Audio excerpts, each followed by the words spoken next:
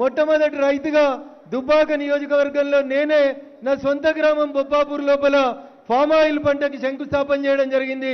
దాదాపు 3000 ఎకరాలు సిద్దిపేట నియోజకవర్గం తర్వాత ఈరోజు సిద్దిపేట జిల్లాలో 3 నుంచి 3500 ఎకరాల వరకు రైతులు ఫామ్ ఆయిల్ పంట పండిస్తూ ఉన్నారంటే ఆ రోజు ఖమ్మంకి బస్సులు కట్టి అశ్వరావుపేటకు బస్సులు కట్టి రైతుల్ని తీసుకుపోయి ఫామ్ ఆయిల్ గురించి పదే పదే ఎక్స్ప్లెయిన్ చేయడం వల్ల ఈ ప్రాంతాల్లో ఉన్నటువంటి కోతుల బాధ తప్పించుకోవడానికో ఇతర అడవి పందులు లాంటి సమస్యల నుంచి బయటపడడానికో రైతన్నలు పామ్ ఆయిల్ వైపు అడుగులు వేయడం జరిగింది. నిజంగా పామ్ ఆయిల్ పంట ఒక రకంగా చెప్పాలంటే రైతుకి మంచి ఆదాయాన్ని ఇస్తా ఉంది. కాబట్టి రైతన్నలు ఎవరెంత చెప్పినా రైతు అన్ని లాభ నష్టాలని బేరీజు వేసుకున్న తర్వాతనే తన పొలంలో ఏ పంట వేయాలనేది నిర్ణయించుకుంటాడు.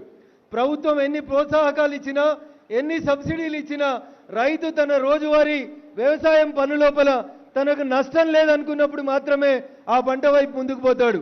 పండించిన పంటని పొలం దగ్గర నుంచి ట్రాన్స్పోర్ట్ చేసే బాధ్యతను కూడా ప్రభుత్వం తీసుకొని ట్రాన్స్పోర్ట్ ఖర్చులు కూడా ప్రభుత్వమే ఇస్తుంది. కాబట్టి రైతన్నకి మార్కెట్ పోవాలి, ఆరవేయాలి, వాన పడ్డది, రాళ్ళు పడ్డాయి, ఆగమైపోయినామనేటువంటి బాధ లేకుండా ప్రశాంతంగా రైతు 365 రోజులు ప్రశాంతంగా ఉండాలి అంటే ఫామ్ ఆయిల్ వైపు మనందరం కూడా నడవాలని చెప్పి మీ అందరినీ కూడా కోరుకుంటూ ఆ దిశగా గత ప్రభుత్వం ప్రస్తుత ప్రభుత్వం చేస్తున్నటువంటి పనిని అభినందిస్తూ ఎద్దేడిసిన వ్యవసాయం రైతేడిసిన రాజ్యం బాగుపడదు. కాబట్టి రైతన్నల సంక్షేమం కోసం మీరు మేము అందరం భారత ప్రభుత్వం ఇస్తున్నటువంటి సబ్సిడీలు ప్రోత్సాహకాలను తీసుకొని ముందుకెళ్లాలని ఫామ్ ఆయిల్ సాగు దిశగా మనందరి అడుగులు పడాలని మీకందరికీ మరొకసారి ఉగాది పర్వదినం సందర్భంగా శుభాకాంక్షలు.